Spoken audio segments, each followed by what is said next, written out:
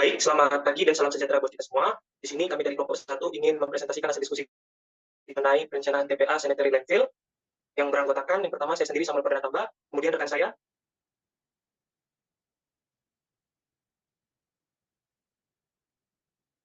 Cindy Fazila, kemudian rekan saya Indri Yohana, Eka Fuji, Peter Samuel, Niar Lestari, Aldo Selviano, Leandro Rafael, Romi Purba, dan yang terakhir Muhammad Rul Jadid.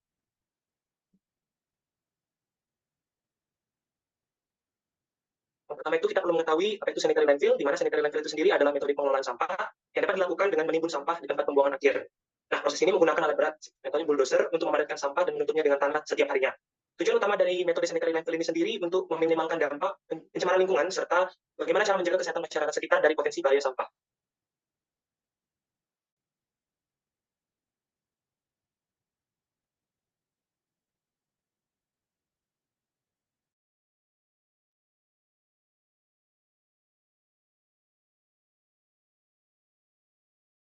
Selanjutnya ada beberapa aspek penentuan lokasi TPA. Yang pertama yaitu secara aspek teknis, yaitu ada beberapa aspek seperti geologi dengan cara menghindari daerah dengan batuan retak ataupun daerah yang rawan terhadap gempa. Kemudian hidrogeologi, di mana kita harus memastikan terlebih dahulu potensi pencemaran air tanah yang ada di tempat tersebut. Kemudian aspek hidrologi, di mana lokasi harus memiliki jarak aman ke muka air tanah.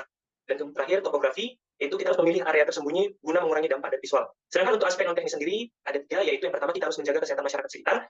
Kemudian kita harus meminimalkan dampak lingkungannya, serta yang terakhir, kita harus mempertimbangkan biaya dan dampak sosial ekonomi terhadap masyarakat di sekitar TPA.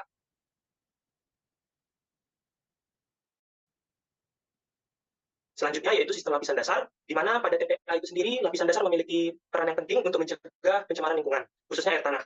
Nah, lapisan dasar ini sendiri fungsinya untuk menghalangi air lindi, cairan berbahaya yang merupakan hasil dekomposisi sampah agar tidak meresap ke dalam tanah. Struktur lapisan dasar ini sendiri terdiri dari beberapa elemen, yaitu yang pertama lapisan tanah pelindung tebalnya kurang lebih 30 cm yang fungsinya sebagai penahan awal. Di bawahnya terdapat lapisan geotekstil yang berfungsi untuk mencegah tanah apabila bercampur dengan media penangkap lindi. Selanjutnya lapisan kerikil yang tentunya dilengkapi dengan pipa PVC untuk mengalirkan lindi ke kolam penampungan. Tentunya dengan sistem ini risiko pencemaran air tanah dapat diminimalkan sehingga lingkungan sekitar TPA tetap aman.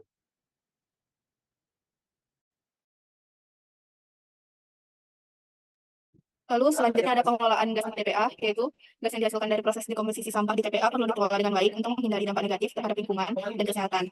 Gas seperti metana atau CH4 dan karbon dioksida CO2 dihasilkan akibat aktivitas mikroorganisme anaerob dalam tumpukan sampah. Jika tidak dikelola, gas ini berpotensi menyebabkan kebakaran dan mencemari udara. Oleh karena itu, diperlukan sistem ventilasi gas yang dapat menangkap dan mengalirkan gas keluar dari area TPA. Ventilasi horizontal dan vertikal digunakan untuk memandu aliran gas, sedangkan gas yang tertangkap dapat dibakar menggunakan flare atau dimanfaatkan sebagai sumber energi alternatif. Pengelolaan gas ini harus dilakukan sejak awal operasional TPA untuk mengurangi risiko efek rumah kaca dan memastikan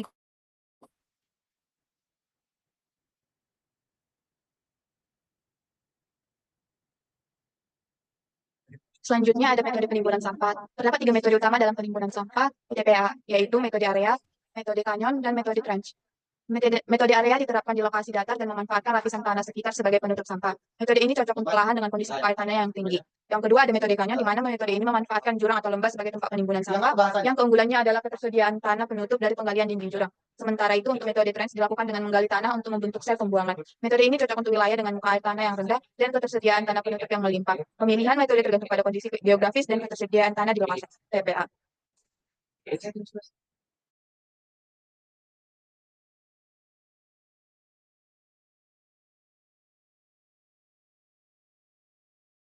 Kemudian ada fasilitas perlindungan lingkungan, di mana yang pertama itu adalah lapisan dasar kedap air di tempat pembuangan akhir TPA. Ini berfungsi untuk mencegah pencemaran lindi ke air tanah dengan menggunakan geomembran atau tanah lempung yang memiliki permeabilitas rendah. Kemudian ada jaringan pengumpul lindi berupa pipa PVC berlubang yang dilindungi oleh gravel. Kemudian ada ventilasi gas. Ini diperlukan untuk mengalirkan gas hasil dekomposisi sampah yang sebaiknya diolah menjadi biogas atau dibakar untuk mencegah pencemaran udara. Kemudian ada penutupan tanah. Ini dilakukan untuk mencegah penyebaran sampah dan mengurangi lindi dengan ketentuan tertentu mengenai jenis dan ketebalan tanah. Kemudian ada daerah penyangga, itu berupa jalur hijau yang berfungsi untuk mengurangi dampak negatif TPA.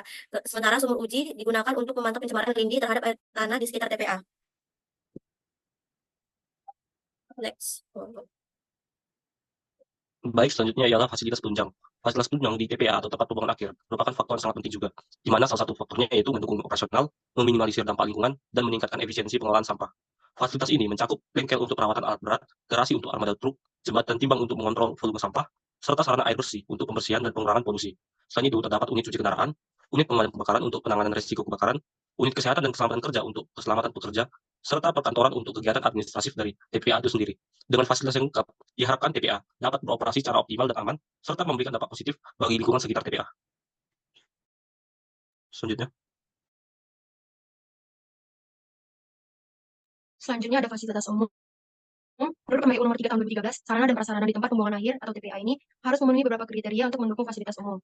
Jalan masuk TPA harus cukup lebar sekitar 8 meter dan dapat dilalui truk dari dua arah. Sementara jalan operasi terdiri dari jalan penimbunan temporer, jalan permanen yang mengelilingi TPA, dan jalan penghubung antar fasilitas. Saluran drainase diperlukan untuk mengurangi volume air hujan, dengan jenis drainase permanen dan sementara yang dirancang sesuai kapasitas aliran. Keamanan TPA dijaga dengan pagar yang bisa berupa pagar tanaman dan pagar kawat, serta papan nama yang mencantumkan informasi penting tentang TPA. Selanjutnya akan dilanjutkan oleh Aldo. Untuk rencana detail, lahan yang diberikan untuk TPA itu sekitar 12,047 hektar, dengan sampah yang masuk yakni sekitar 1,5 juta kilogram per hari. Untuk asumsi massa jenis tingkat pemadatan yaitu sekitar 600 sampai 700 kilogram meter kubik. Tinggi timbunan direncanakan yakni sekitar 20 meter, dengan volume kebutuhan per hari itu adalah 2.143 meter kubik. Untuk volume per tahun yakni sekitar 782.195 meter kubik per tahun.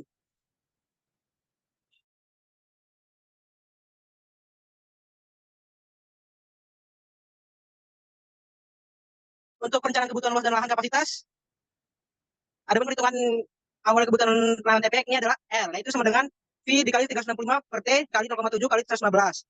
Sehingga diperoleh kebutuhan lahan TPA itu adalah 2.143 meter kubik per hari dikali 365 bagi 25 yakni sekitar 31.483,342. Maka dalam perencanaan ini terdapat dua buah sel, di mana zona 1 dengan luas 20.000 meter kuadrat dan zona 2 dengan luas 20.000 meter kuadrat, sehingga kedalaman galian direncanakan 10 meter serta ketinggian di atas tanah yakni sekitar 10 meter.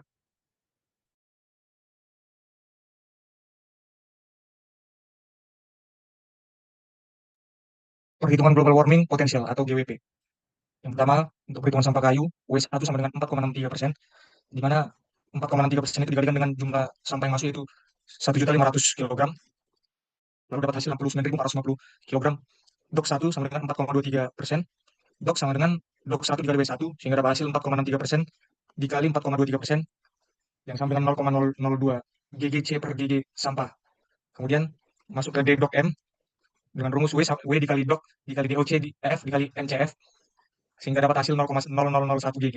Kemudian masuk ke perhitungan F dengan F 0,5, lalu dikalikan DDOC M dikali F dikali 6/12, sehingga dapat hasil 0,00002 GG.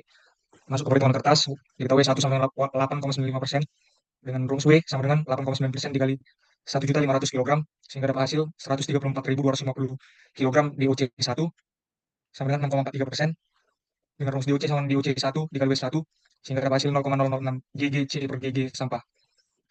DDOCM sama dengan W dikali DOC dikali DOCF. Lalu masuk ke perhitungan global warming potensial untuk tekstil dengan rumus sebagai berikut. Untuk W1 sama dengan 5,26%, sehingga didapatkan W sama dengan 5,26% dikali 1.500 kg, sehingga dapat hasil 0,002 GGC per GG. Untuk perhitungan DDOCM-nya dengan rumus W kali DOC dikali DOCF dikali MCF dengan hasil 0,0001 GG. Untuk perhitungan F, yaitu DDOCM dikali F kali M dikali 6/12, sehingga dapat hasil 0,0002 GG. Jadi totalnya ialah F sampah makanan ditambah F sampah taman ditambah F sampah kayu ditambah F kertas ditambah F tekstil, sehingga dapat hasil 0,00649 GG.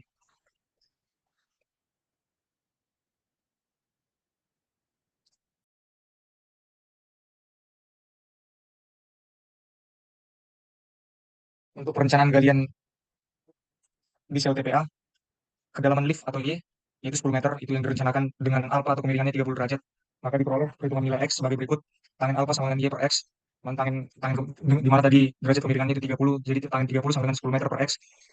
Tangen 30 0,577 sama dengan 10 meter per X, X sama dengan 17,33 meter. Sinus alfa sama dengan Y per Z, sinus 30 sama dengan 10 meter per Z, 0,5 sama dengan 10 meter per Z, Z sama dengan 20 meter. Lapisan dasar kedap air ini kedap air di tempat pembuangan akhir atau TPA berfungsi untuk mencegah pencemaran air lindi ke air tanah dengan menggunakan geomembran atau tanah lempung yang memiliki permeabilitas rendah.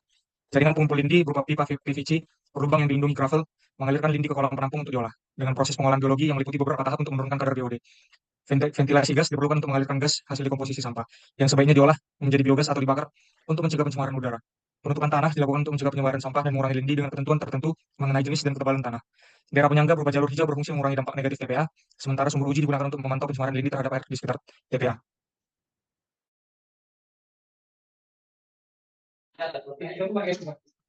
Kemudian ada perencanaan timbulan sampah di sel TPA.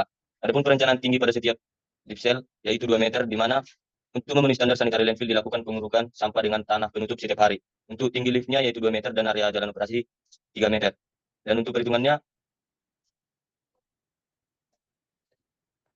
tan 30 derajat dimasukkan kepada rumus tan 30 derajat per 2 meter per X.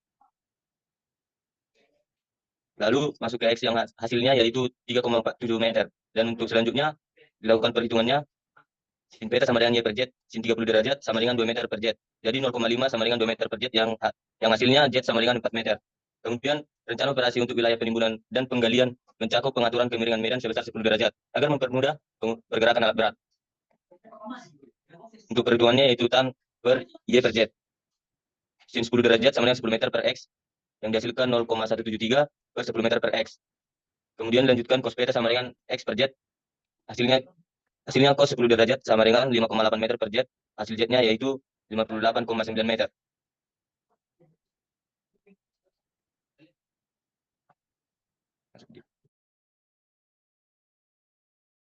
Selanjutnya, perhitungan kapasitas sel sanitary landfill. Menghitung kapasitas sel dengan menggunakan rumus limas terpancung, perhitungan volume tiap lift dilakukan. Hasil perhitungan kapasitas zona dapat ditemukan dalam tabel perhitungan kapasitas dengan menggunakan persamaan berikut. Itu V lift sama dengan 1/3 kali H, LA ditambah LB ditambah LA kali LB pangkat 1/2, di mana H merupakan tinggi lift, LA lebar sisi atas lift, LB lebar sisi bawah lift. Kita dapat mendapatkan kapasitas zona 1 dan 2 dan zona 1 dan 2 sebagai berikut. Berikut merupakan tabel kapasitas lift dan penutup antara zona 1 dan kapasitas lift dan tanah penutup di zona 2. Next.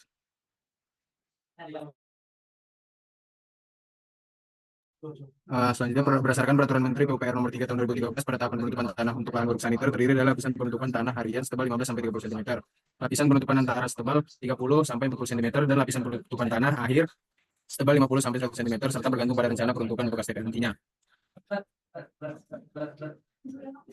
Persenan kebutuhan tanah penutup hasilnya 15%, kebutuhan tanah penutup hasilnya 83.601,25 meter kubik. Adapun contoh perhitungan kebutuhan tanah penutup harian pada tahun 2023 atau asumsi tinggi timbulan sampah per hari 30%, kebutuhan tanah penutup 642,9 meter kubik. Adapun hasil perhitungan tanah penutup antara untuk zona 1 dan zona 2 dapat dilihat pada tabel yang ada di PPT berikut.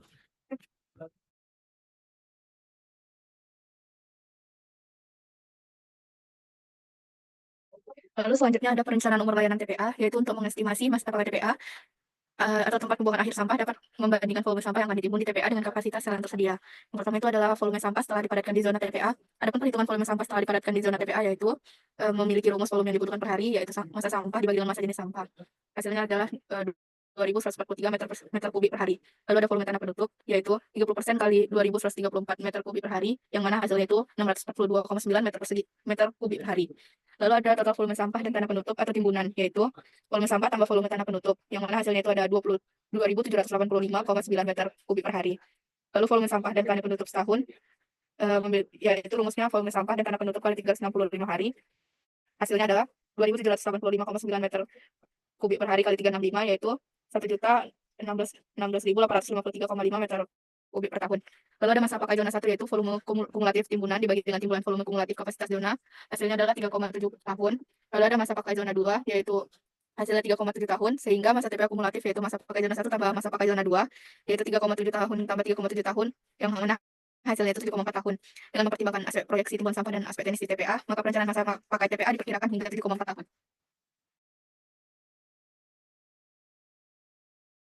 Selanjutnya, perhitungan global warming atau potensial atau GWP, di mana nyata dalam perhitungan GWP tersebut yaitu timbulan sampahnya yaitu 1.500 ton per hari dengan tinggi akhir dari dasar TPA-nya itu yaitu 20 meter. Adapun komponennya yang pertama itu yaitu DOC, di mana degradable organic carbon, yang merupakan fraksi atau persentase massa karbon organik dalam sampah di TPA yang mudah terurai secara biokimiawi dan dinyatakan dalam massa karbon, atau GG atau ribu ton, dan massa sampahnya per massa sampah, di mana GG-nya itu yaitu gigagram. Dan DOC F merupakan fraksi DOC yang dapat mengalami dekomposisi dalam kondisi anaerobik saja. DOC M yaitu merupakan massa of decomposable degradable organic carbon, yaitu massa karbon yang dapat terurai yang dapat mengalami dekomposisi pada kondisi anaerobik sehingga menjadi gas metana dan gas karbon dioksida. Dan MCF merupakan metan correction factor, yaitu angka yang merupakan faktor koreksi untuk memperhitungkan bagian sampah yang mengalami dekomposisi dalam kondisi anaerobik sebelum berada pada kondisi anaerobik.